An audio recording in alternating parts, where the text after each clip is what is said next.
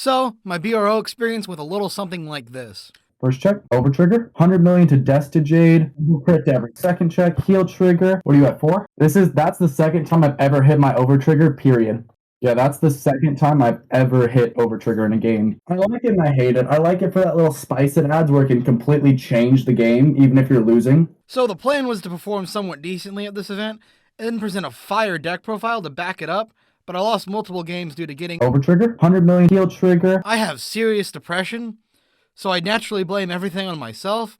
So it fucking hurts to lose games when you do everything right and you just get unlucky. In any case, this is my top 500 deck profile for Bruce. The goal of this Bruce build, the goal is to unleash a high-powered series of multi-attacks and to set up for massive value with Marjorie and Protobulb. So here's my deck list. We're running Upward Acrobat Marjorie and Diabolus Jet Backward Leonard. These are your main attackers. Marjorie lets us draw value and swing with large numbers. We're running Marjorie over Iden because Marjorie's numbers are larger and it gives us draw power to make a backup plan to help survive if we can't immediately finish off the opponent. Leonard is our 6+ attack enabler. Leonard is column wiping pressure. Leonard is an additional way to fill soul. Large parts of Leonard's skills are live before final rush, making him a possible play before turn 3. Leonard just does it all. Both these cards are our main strategy, so they're both easy 4-ofs. The new card in this deck is Diabolus Returner Derek. Derek is Eugene on a Bruce rearguard. He lets us put one rearguard into soul, including himself, to retire one of our opponent's rearguards for every 4 cards in soul, look at a number of cards off top deck equal to our opponent's open rearguard circles, and call as many of them as possible to rear circles, or put them in the soul. This is Eugene's skill with less cost, no summoning limits, and no open rearguard circle restrictions. Also, Derek gets 5k power. Derek serves a few purposes in this deck strategy. 1, he's a massive consistency booster. 2, he lets us guard more aggressively,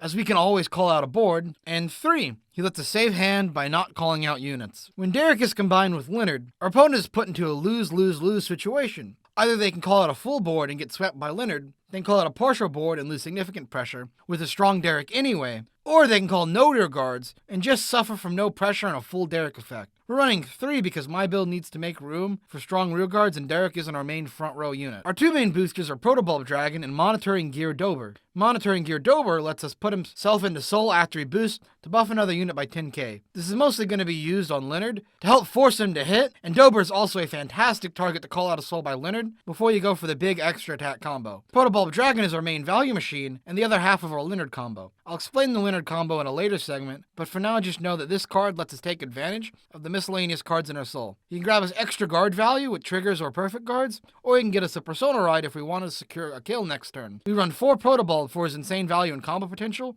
and 2 Dober because we want the option open and we can fairly easily see him off Derek or Leonard. Our last booster is Diabolus Madonna Mabel. She performs the simple job of giving our Vanguard triple drive. This is additional strong pressure that I like to run because it helps punish players for no guarding the Vanguard. I noticed the habit players have when going against Bruce. They don't guard the Vanguard swing to save hand to guard against Leonard or another rear guard. Mabel is just an extra bit of extra pressure that I believe is too hard to not run. Also having one more card in hand from triple drive helps us live if our kill turn doesn't fully plan out. 3 of is to guarantee seeing it before final rush turn. For our pressure order, we're running Hellblast full drive to help buffer rearguard into being unguardable by our opponent. Hellblast also draws 1 to replace itself for extra consistency, running this over Pandemonium Tactics due to deck out problems. The extra crit is nice, but it's not nearly as helpful as it'll be when the Bruce Grade 4 comes out. Hellblast full dive is a 3 of, like any main order, because the numbers work out to basically let us see it every game by turn 4 and not have it flood our hands. We're running 7 crit, 4 front for the extra guard value the fronts provide. To multi-attack with Leonard and Protobulb, just swing with the column and use Protobulb to pop the other column in the soul. If Leonard hits,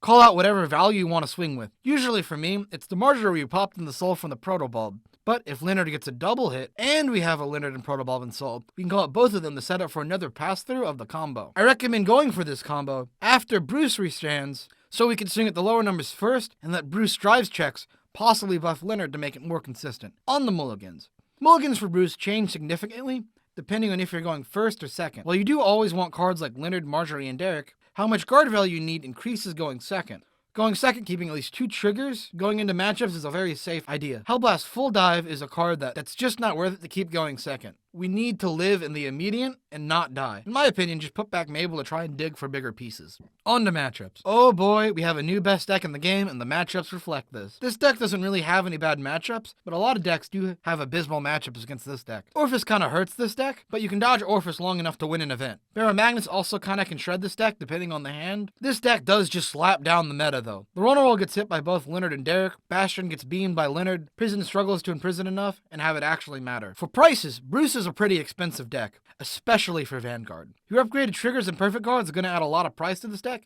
but that's not all of it. Leonard is about $7 to $8 a pop, and Derek is going to cost you about $5.50 each. This deck is going to cost you quite a bit. Now, on the deck rating, this deck has the most consistent 6 attacks in the game. The deck's numbers are insane and are a challenge to guard. This deck gets triple drive and can attack entire columns. Easy 5 out of 5 on power. This deck is not live until turn 4. However, it does have a few pieces like Leonard, who are live before turn 4, so I'm giving this deck a 1 out of 5 on speed. Derek is Eugene's skill, and Leonard can wipe entire columns. This is a solid base for control, but it's missing that extra oomph factor that a deck like Prison or Eugene have on the control factor. It also can't start its control aspects until turn 4, so I'm going to give this deck a 3 out of 5 on control. This deck has so much draw power, it's insane. With Derek, the deck now almost never bricks, even if you have to drop a lot of cards to guard. 5 out of 5 on consistency. This deck's strategy is good against everything, so versatility kind of feels like a mute point, but the deck is open to a lot of techs, and Leonard and Derek offer a lot of flexibility in how you approach a game. Protobulb lets you pull out whatever you need from Soul, 4 out of 5 on versatility. You draw like 5 cards a turn on turn 4 and have triple drive.